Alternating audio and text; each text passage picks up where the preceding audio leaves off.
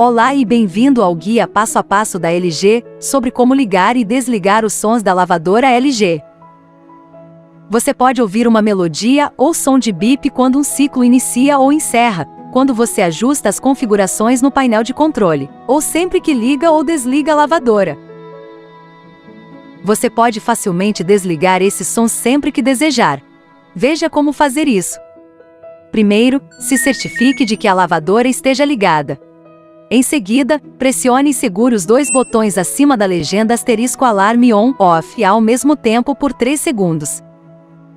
Quando você quiser ligar os sons novamente, basta pressionar e segurar por 3 segundos os dois botões acima da legenda *alarme on/off. Viu como é fácil ligar ou desligar os sons?